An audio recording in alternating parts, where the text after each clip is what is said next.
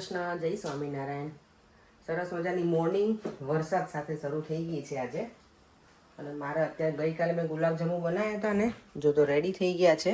તો હવે એને હું કોકોનટમાં ડ્રેસિંગ કરી અને પછી બોક્સમાં ભરી દઈશ. એટલે કોકોનટનું ઉપર લેયર કરીને તો ચાસણીમાં ડુબાડેલા ને એ થોડાક રહેવા દઈશ, કારણ કે પર્યમને છે ને વેનીલા આઈસ્ક્રીમ જોડે ગમે ખાવા, તો થોડાક રહેવા દઈશ. બાકી બધા હું આવી રીતે કરી અને બહાર રાખીશ અથવા ફ્રીજમાં મૂકી દઈશ. ચાલો તો એ કામ પતાવી લઉં અને પછી કરું બ્રેકફાસ્ટ રેડી. 7:45 થઈ ગયા છે. દેવનું લંચ પણ રેડી કરવાનું છે, મારું પણ લંચ. ચાલો તો ફટાફટ કામ પૂરું કરી લઈએ. તો રેડી થઈને આવી ગયો છે અને દીવા મેં કિચનમાં શું જોઈ લીધું? ગુલાબજાંબુ મસ્ત બની ગયા છે. મારા રેડી થઈ ગયા છે એકદમ સરસ. બોક્સ આખું લઈ લે. પેલા જે વાળા કર્યું તે પેલા ભગવાનને પગે લાગી જાઓ, કરીશું. કરી પછી ખાઈ જાઓ ને. ચલો આટલા મેં રહેવા દીધા છે ચાસણીમાં, એમ જ આટલા મેં આવી રીતે રેડી કરી દીધા છે. હવે મને ગુલાબજાંબુ ખાવાનું છે. ગુલાબજાંબુ ખાવાનું છે સવારમાં બ્રેકફાસ્ટમાં ગુલાબજાંબુ દેવા. દેવામને મારે જેમ બધું ગળ્યું બહુ ગમે. બધાને સ્વીટ લગભગ ગમતું જ હોય. ચલો મને કે પછી રિવ્યુ આપ.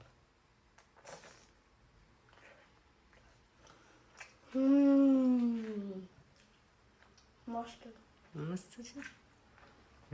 લંચમાં લઈ જાઉં તને આજે સ્કૂલમાં? ઓકે સારું, ચાલ આપી દો બેટા. હવે બ્રેકફાસ્ટ કરવાનો છો ને, પછી ખાજે. હું તને લંચમાં કાપીશ.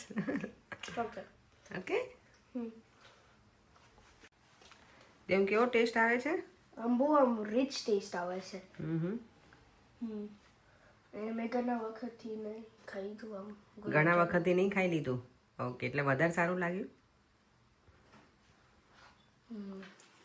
આને હવે ટેસ્ટમાં બધી ખબર પડે મારે ગોટુડીને. નહીં, બધું જ ગમે, બધું જ ખાવું ગમે ચોકલામાં. અને આજે ઇવનિંગમાં મારે ઘરે બનવાનું છે મસ્ત મજાનું ડિનર. શું હશે કહી દે દેવો. આમાં છે, ચાલ ગેસ કર. પાણીપુરી. Oh my god. જો કેટલો આ છોકરાને ખબર પડી જાય છે કે મમ્મા શું બનાવવાની. ખાલી મેં એને બતાવ્યું વટાણા પલાળેલા અને ચણા પલાળેલા. ખાવાનો રસ્યો તો એટલો છે ને મારો દીકરો. ચાલો હું ફટાફટ એનું લંચ રેડી કરી દઉં. બ્રેકફાસ્ટ તો એને દૂધ ને સિરિયલ જ છે એટલે. ઓ માય ગોડ, અત્યારે સવારમાં જો દીવામાં આખો મિલ્કનો કપ છે ને નીચે ઢોળી નાખ્યો છે. એટલે બાય મિસ્ટેક એનાથી ઢોળાઈ ગયું છે. ચાલો મારે અત્યારમાં કામ વધી ગયું છે. ઉતાવળ હોય ને ત્યારે કામ આપણું વધારી દીધું આજે મારા દીકરાએ. કંઈ વાંધો નહીં, એમને કરી નાખો ફટાફટ. એવી સેન્ડવિચ તો બની ગઈ છે, જણિયા રેડી થઈ ગઈ છે. વેધરનો કાંઈ ભરોસો. આજે જો વરસાદ છે બરાબર, સવારનો પડે છે આટલો. અને સ્કૂલે જવાના ટાઈમે તો વધારે પડે છે. મારે હુડી પહેરવી પડી છે આજે. વોક કરીને જઈએ ને તો વાળ બધા પલળી જાય ને, અને આપણે પોતે પલળી જઈએ. દેવમ તો આગળ ભાગે છે. સવારમાં દૂધનો કપ ઢોળાઈ ગયો ને તો થોડો અપસેટ થઈ ગયો, તો કે મમ્મા તને બહુ કામ કરવું પડે. મેં નાના વાંધો નહીં, એણે કંઈ ઇન્ટેન્શનલી તો નહોતું કર્યું. ક્યારેક સ્લીપ થઈ જાય આપણે પણ હાથ, એટલે કંઈ વાંધો નહીં. ચાલ થોડોક મારો ટાઈમ વધારે પેલો થઈ ગયો. બ્રેકફાસ્ટ કરવાનો મને ટાઈમ ના મળે પછી એટલો બધો. દેવામ જો વેઇટ નથી કરતો મારો ગટુડો. અહીંયા જો અમારે ચોમાસું સ્ટાર્ટ થઈ ગયું ને એવું થઈ ગયું છે આજે. ઇન્ડિયામાં થયું કે નહીં નથી ખબર, પણ અહીંયા થઈ ગયું છે એકદમ પ્રોપર. જો અમ્બ્રેલા લઈને બધા ઊભા રહી ગયા છે. કેટલું વરસાદ આવે છે આજે. છે ને સવારથી વરસાદ ચાલુ છે. અત્યારે થોડો સ્ટોપ થયો છે તો સારું છે.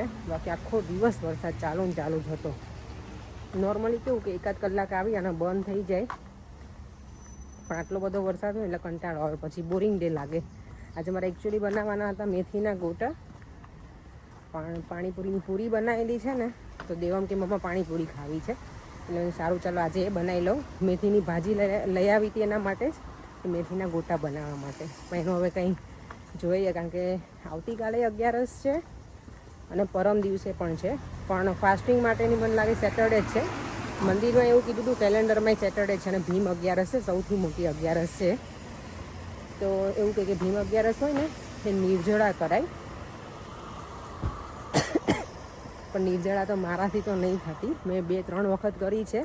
આખો દિવસ કરી લઉં છું, પણ પછી સાંજ પડે ને એટલે મને વોમિટિંગ જેવું થઈ જાય છે, એટલે નથી કરી શકતી હું. તો હું જોઉં છું લિક્વિડ ઉપર કદાચ પ્લાનિંગ કરું છું કે કરીશ એમ, કારણ કે સાવ નિર્જળામાં નહીં થાય એટલે. અને એવું કહે છે કે એ 11 તમે આખા વર્ષની પણ 11 ના કરતા હોય ને એ 11 કરવાની એ સારું. આખા વર્ષની તમે 11 કરો ને એટલું એનું પુણ્ય મળે એમ. તો જે ના કરતા હોય એ કરજો. જમીને કરવાની ફાસ્ટિંગ, એટલે મીન્સ કંઈ ખાઈને એમ ફરાળ કે એવું, નિર્જળા ના કરવી હોય તો. અમે તો બધા કરીએ જ છીએ, હું, દેવો, મને પરેંગ બધા જ. ચાલો તો પરેંગ મને લેવા આવે છે, ઘરે પહોંચીએ અને પાણીપુરી એન્જોય કરીશું. રગડોઈ બનાવવાની છું અને ચણા બટેકાનો મસાલો. અમારા ઘરે જો આજે સ્વીટનું બોક્સ આવી ગયું છે, all the way from south હોલથી. કોઈના ઘરે બેબી બોય આવ્યો છે ને, એટલે કોઈના ઘરે તો નહીં, અમારા જે બિલ્ડર છે ને એને ત્યાં છે. સરસ સ્વીટ છે. આમાં મારી ભાવથી તો ગુલાબજાંબુ જ છે. આ પેંડા તો જોઈએ હવે કેવા છે, ટેસ્ટ કરીશું. આ સારું હશે. મોહનથાળ. અહીંયા જો પાણીપુરી બનાવવાની છે ને, તો રગડો રેડી કરું છું. રગડામાં મેં કશું જ નથી નાખ્યું. વટાણા બાફી દીધા હતા, બટેકા, અને એની અંદર નાખી હળદર, લીલા મરચાંની પેસ્ટ અને પાણીપુરીનું પાણી જે આપણે બનાવ્યું હોય ને એ મેં નાખી દીધું છે આમાં. અને હવે આને બરાબર ઉકળવા દઈશ. ગરમા ગરમ રગડો રેડી થાય છે. અહીંયા થાય છે ચણા બટેકાનો મસાલો. પાણી રેડી થઈ ગયું છે. પાણીપુરી બનાવી છે ને, તો સૌથી પહેલાં દહીં પૂરી થશે પ્લેટ એક, કારણ કે પાણીપુરી ખાઈ લઈને પછી આ ના બને. એટલે પહેલાં એ બનાવી લઉં મસ્ત, સેવ નાખીને, અને પછી પાણીપુરી એન્જોય કરવાની. પાણીપુરીની જો પ્લેટ થઈ ગઈ છે રેડી. રગડો, ચણા બટેકાનો મસાલો, હોમમેડ પૂરી, અને અહીંયા છે ફુદીનાનું પાણી. પાણીપુરી ખાઈને બધા બેસી ગયા છે. પરંતુ હવે તમે આઈસ્ક્રીમ લઈ આવ્યા તો શું ખાવાનું છે આપણે? આઈસ્ક્રીમ. પણ શું ખાવાનું છે? આઈસ્ક્રીમ ને ગુલાબજાંબુ ખાઈએ. આજે અમારે એવું કોમ્બિનેશન છે. સ્પેશિયલ પર પાછા લેવા ગયા હતા નહીં વેનીલા આઈસ્ક્રીમ. પણ એ મારા માટે ખાલી લેવા, બીજા કોઈ નહીં આવું. અચ્છા એવું છે? કેમ એવું? તો પછી પાણીપુરી મેં બનાવી તો મેં તમને ખવડાવી એનું શું? એટલે તો પેટમાં ગડબડ થઈ ગઈ એટલે આઈસ્ક્રીમ ખાવા પડશે. ગુલાબજાંબુ હવે નેક્સ્ટ ટાઈમથી તમને ખવડાવું જ નહીં તો પાણીપુરી. તો ગુલાબજાંબુ મેં જ બનાવેલા છે બાય ધ વે. તો ખાલી આઈસ્ક્રીમ જ ખાજો હવે. જેમ તને શું ખાવાનું બેટા? બના ગુલાબજાંબુ આઈસ્ક્રીમ. આજે મેં 3 ખાઈ લીધું છે ગુલાબજાંબુ. હા, આજે મોર્નિંગનું. હા, મોર્નિંગ માં ખાઈ લીધું છે. હા, પર તો લંચમાં 2 લઈ ગયો તો. કેવા લાગ્યા હતા? સરસ બને બેટા? બહુ સ્વીટ. એટલે મસ્ત એમ. સ્વીટ તો સ્વીટ જ હોય ને બેટા.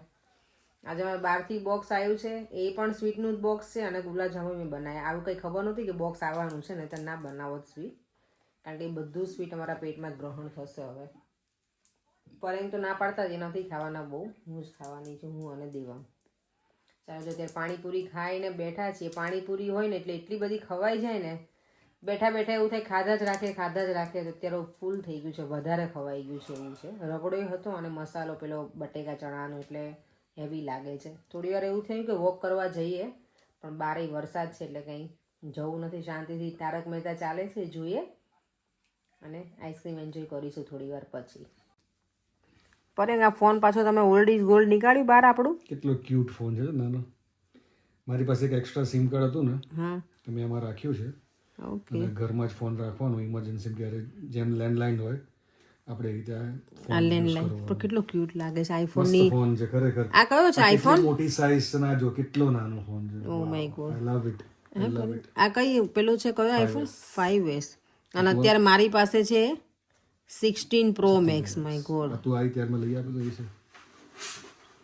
કયો આ? હા મને ખબર છે. પહેલો ફોન છે ને મારો. આ 4S નતો લઈ આપ્યો મને? ના, 5S. 5S હતો સીધો. મસ્ત ફોન છે, એકદમ હેન્ડી. નાનો એવો છે, ક્યુટડી. જો આ તો હાથમાં આવી જાય છે. હવે આપણા ફોન કે હાથમાં આવતા જ નથી. હજી સ્ક્રેચ બિલકુલ નથી. અને જો પાછળ એપલનો લોગો લગાવ્યો છે. તમે જાતે લગાવી દીધું સ્ટીકર પેલું એનું? હે ને કઈ એમાં સિમ કાર્ડ છે. ક્યારેક આપણે ઘરે ના હોઈએ અને દેવામાં એકલો હોય ને તો પછી દેવા એકલો તો ના જ હોય ને, આપણે કોઈને કોઈ ઘરે તો હોઈએ જ ને, એટલે. પણ ક્યારેક એને ફોન આપણે ઉપર હોઈએ ને લગાવો હોય તો ચાલે એમ. ચલો, આઈસ્ક્રીમની જોડે ગુલાબજાંબુ હવે રેડી થાય છે બોલમાં. ગુલાબજાંબુ છે ને માઇક્રોવેવમાં ગરમ કરી લીધા છે અને એની ઉપર જશે આઈસ્ક્રીમ ઉપર જશે આ ગરમા ગરમ ગુલાબજાંબુ, ગરમા ગરમ શીરો, ગરમા ગરમ ગુલાબજાંબુ. ચલો વેનીલા આઈસ્ક્રીમ વિથ ગરમા ગરમ ગુલાબજાંબુ. ચલો મૂવી જોવામાં થોડુંક વધારે લેટ થઈ ગયું, 10:15 થઈ ગયા છે અહીંયા જ. વિડીયોનો એન્ડ કરી દઈએ. ફરીથી મળીશું કોઈ નવા વિડીયો સાથે. બાય બાય, જય શ્રી કૃષ્ણ, જય સ્વામિનારાયણ. જો વિડીયો ગમ્યો હોય તો લાઈક, શેર અને મારી યુટ્યુબ ચેનલને સબસ્ક્રાઈબ કરવાનું ના ભૂલતા. બાય.